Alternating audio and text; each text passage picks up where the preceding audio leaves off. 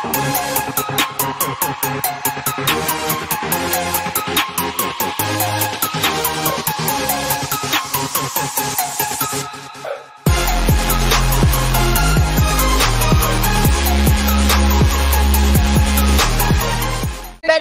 welcome to the PT on Ice Daily Show. My name is Christina Previtt. I am one of 2 lead faculty for modern management of the older adult. We teach 3 courses in the older adult division. Hi, Jordan. We teach the online 8-week Essential Foundations.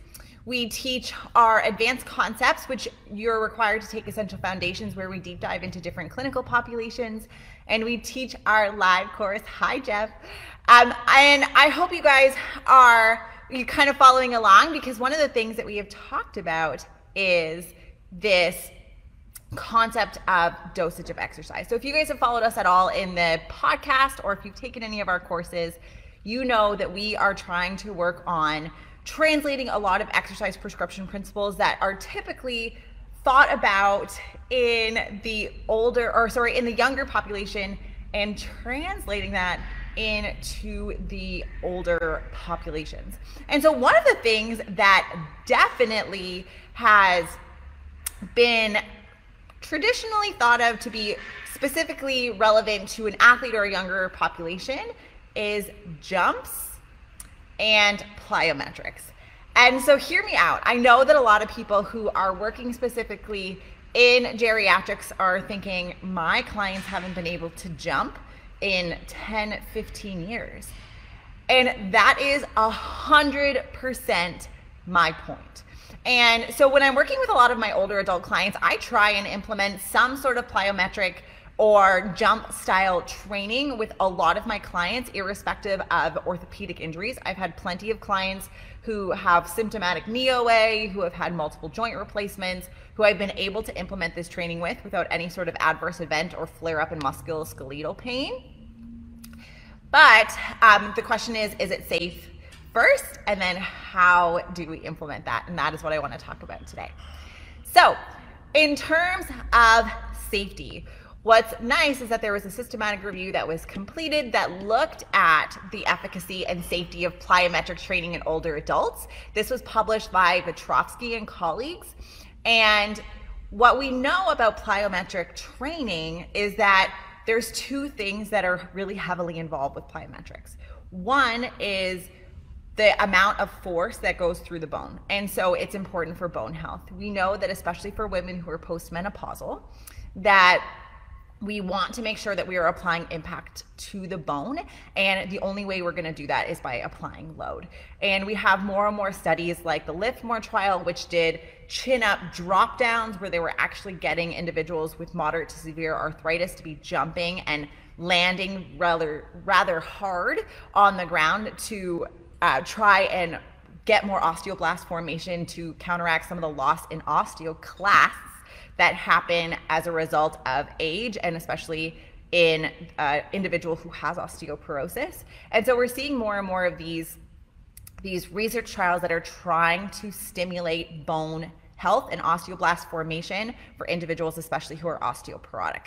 And so that's number 1, is why we might be trying to implement this type of training. So this would be that patient population. The second one is around reactionary force development. And so we know that jump training is a form of power training, and more literature has supported the fact that strength training and power training are both unique methods to be able to increase functional capacity, increase force development, and decrease risk of falls in older adults. And so in this instance, when you are actually implementing plyometrics or jump training, you're kind of killing 2 birds with 1 stone if you can get your client to do it. So we're going to talk about a little bit of spectrum of impact that we can be doing with our clients, from a low-level client to somebody who's a little bit more kind of in the outpatient setting in the community dwelling older adult. So first things first, is it safe? So what we know is that when this study was looking at multiple randomized control trials that had implemented plyometric training for older adults, they saw that most studies showed a statistically significant increase in strength and power when there was a resistance training, when there was a jumping component included in the program, either in isolation where you're getting individuals to do a couple of jumps per day, or if it was added on as a component. So there were some studies that just implemented plyometrics and jump training. There were others that implemented resistance training and then resistance training plus impact training using plyometrics and jumps. And there was a larger improvement in that group. I'm not really sure if they were volume controlled, so we can look at the research methodology later, but the biggest thing that I took from this systematic review was that 1, it was considered safe. 2, it was considered feasible for a large cohort of older adults. And 3, there were no significant adverse events reported in any trial outside of something that we would see in a standard exercise program. So there were some instances of musculoskeletal pain or some sort of like delayed onset muscle soreness that prevented them from performing the next class, but in general there was no risk of fracture, no large exacerbation, no hospitalization, et cetera, et cetera. So that's really important. And so that's kind of the starting point of this research vein. And now we need to start getting into some of the specifics. And so the next question is, how do we implement jump training with our older adult clients? And so we're gonna start low level, talking about how to just start putting impact through the bone if you have a client who is, for example, wheelchair bound. And then we're gonna move up all the way into burpee style training and jump training for our older adult clients. So I hope, I'm gonna try and, if you guys are listening on the podcast, I'm gonna try and speak through these examples as much as possible. If you're watching on Facebook or Instagram, I'm gonna be a little bit further apart. So if you have any questions, just let me know and I'll try and get to them by the end of this podcast. But when we're thinking about a client who is wheelchair bound, the biggest variable that we're going to be able to manipulate is impact through the lower extremity. So they may not be able to stand up to do things like stomping, which is going to work on that impact, but they can definitely do things in sitting. So if we're doing, marches, why can we not do a hard land? I want to hear your feet is the cue that you can give to your client. And what it's going to do, especially for a client who isn't doing a ton of weight bearing, this type of just impact through the bone can at least help to try and maintain the integrity of bone mineral density that they have at present. It may not get to a critical threshold for us to see that improvement based on some of the literature that we have in osteoporosis, but we could definitely be trying to maintain. Then if we have a person who we can get in standing with assistance, then same thing. We can start having them have a 2-hand assist and do a big march. And what that's going to be doing is doing a little bit of impact training, getting your body ready to start doing some things like jumping. Okay, from there, if you have a client who can stand, using 2-hand assist, one of the things that you can start doing is lateral stepping. So oftentimes in home health, in SNF, assisted living facilities, we do a lot of reactionary stepping, where we're going side to side. Maybe we can put a cane down and have them navigate over that obstacle, especially as a part of a well-balanced falls prevention program. So once a client feels comfortable with that, and I wouldn't recommend using a cane at the very beginning just in case, is that from the stepping strategy, you can ask them to try and hop. And especially for individuals who are relatively frail, who are experiencing clinical levels of sarcopenia, they are probably not going to be able to get off the ground. But just by trying to laterally move and trying to initiate the act of, that power, that jump, you're going to get them to increase the amount of force development, increase the motor unit recruitment, and start trying to turn on those fast twitch fibers rather than just solely relying on slow twitch. And that is why the literature is supporting the use of implementing both power and strength training, especially in a geriatric population. So getting them to do lateral hops. Again, implementing this into your balance program in a variety of settings, you can do forward hops too. And because you're only going from one foot to the other, it's more of an impact weight shift. You're gonna have a lot of your clients not have the same fear of this type of movement versus if you were to say, I want you to just 2-foot jump off the floor. Okay, so once you've kind of done some of these jumping strategies, one of the other things that you can do is start incorporating jumps into your burpee or floor transfer training. Hear me out. So one of the biggest ways that I implement jumping into my exercise programs is when I'm starting to work on floor transfers by using an elevated burpee. So if you are in home health, skilled nursing, or hospital acute settings, inpatient rehab, etc., this is probably going to be a counter or an elevated plinth. You guys have seen the background of Stave Off before. You know that I'm in a gym that very closely resembles a CrossFit gym, so I am using a barbell. The nice thing about being able to use a plinth is that you can change the height of the burpee, but that's a whole other topic. But solely for the impact portion, I get my clients to step back, step in, and then they use their upper extremity to jump. This is where I get a lot of that aha moment with my community dwelling older adults seeing me for rehab. Many of my clients don't actually realize that they have lost the capacity to jump, that they physically cannot get off the floor if they wanted to. And so it's definitely something that I implement a lot and ends up with a lot of conversation. So I think I saw Jeff's comment about volume. So some of the research on jump training says that even doing 1 or 2 sets of 5 jumps, which would be incorporated with the burpee, is enough to start seeing some improvement in some physical outcome measures. So the volume actually doesn't have to be extremely high, but definitely something that you can start implementing. Like I have a client who's got metatarsalgia and osteoarthritis in his ankle right now, and I had him doing jumps and he was shocked that it didn't actually negatively impact his ankle pain at all. And he was also shocked that he couldn't get off the floor. Stiff ankles may have something to do with that. But, okay, so if I'm getting here and jump, and then you can start using less and less upper extremity assist in order for you to be implementing this more and more. Another thing that is typically thought of for older adults, or is not typically thought of, sorry, is doing things like skipping. So I don't have my skipping rope. I didn't think this through enough. But when you have clients who are doing skipping, one of the greatest things is that it's progressing that forward step switching that we were talking about, those forward leaps, but in place. And it's doing the coordination of moving the rope.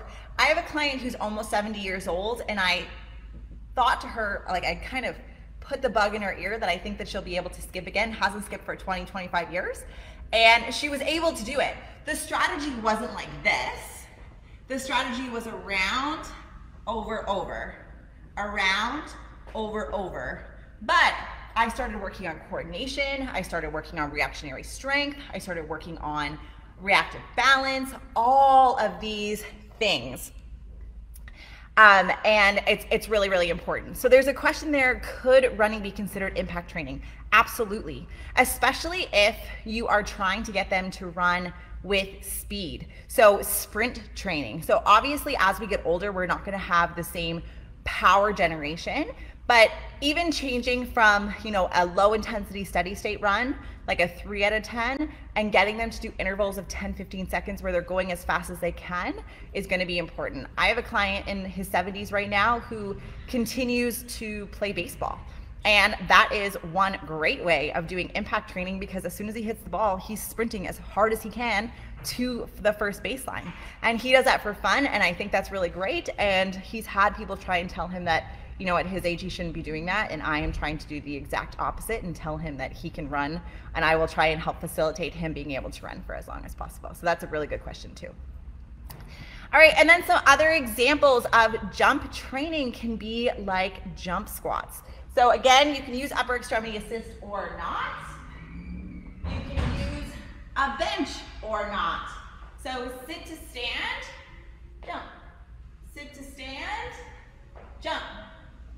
And that's another great way to add a little bit more. You're actually not spending any extra time really in your exercise prescription, but you're getting a lower extremity strengthening exercise as well as power generation. And then as your clients get stronger, get better, are able to handle more loading, then you can start removing like upper extremity assist, get rid of the bench behind, have something there just in case. And this may also act as a graded exposure for individuals who have a lot of fear of doing things like getting off the floor, or even like going up and down stairs, because getting off the ground without anything to hold on to in case they lose their balance may actually be something relatively triggering for a lot of our older adult clients with a high fear of falling. All right, so I hope you guys found that helpful. So if we're gonna take this down, number one, we know that the clinical significant takeaways. Number one, jumping and plyometric training has been shown to be safe and feasible in the literature. So it is something that we can be implementing as another tool in our toolbox. It doesn't actually take a ton more time. When we are thinking about our exercise programs, implementing a small jump at the end of some of the movements that we're doing already allows us to get another stimulus to the bone and to the muscle without having to think about more and more, having more and more time, especially when time is limited in our treatments. We can go from lower level where the impact of our strength and plyometric training is probably going to be related to bone health, especially for wheelchair-bound lower level clients who aren't doing a ton of weight bearing, so they're not actually getting a ton of loading through their axial skeleton to promote osteoblast formation, to counteract osteoclast bone degradation. So even just doing in sitting, like heel drops or marches that have an auditory sound to them can be effective to start implementing some impact through our lower extremity. When we go from there up, for our individuals who are in home health, assisted living, skilled nursing, who can do some standing related activities, we often have them doing things like wall push-ups or burpees to ledges, and we can implement an upper extremity assisted jump from there, and that's a good starting point. As we continue to go along the spectrum, we can reduce the amount of upper extremity assist. We can use different variations like jump squats. We can start implementing things like skipping. And for every person across the spectrum, as long as standing is tolerated to even a little bit, like you can still use an upper extremity assist, you can do some lateral hopping or quick transfers over from left to right, right to left, in order to start working on that reactionary control and try and optimize the amount of motor unit recruitment and force development that individuals are doing in their balance program. All right, I tried to keep this under 15 minutes. I have failed. If you guys are not on our Hump Day Hustling, that is a email that goes out every Wednesday that gets all of the faculty to start including articles for their, like in their extended topic area, and keep you up to date with some of the things that are coming out in the research. I hope you guys are subscribed. If you are not, I encourage you to do so. If you are interested in joining any of our modern management courses, we are in Asheville, North Carolina, October 3rd and 4th. I don't think I will be. I don't think my country is going to let me leave just yet. But if you're interested in online, if you're not trying to look for a live course, our next Essential Foundations course is October 28th. So last course before the holiday season, which I can't believe I'm even saying. Thanks, Jeff. I really appreciate that. All right. Have a wonderful Wednesday, everyone. And I will see you all on the podcast on Monday. Bye.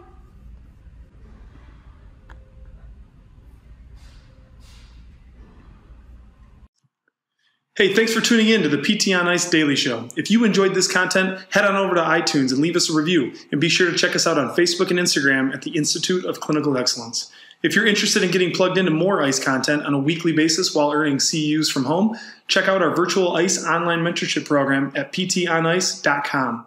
While you're there, sign up for our Hump Day Hustling newsletter for a free email every Wednesday morning with our top 5 research articles and social media posts that we think are worth reading. Head over to ptonice.com and scroll to the bottom of the page to sign up.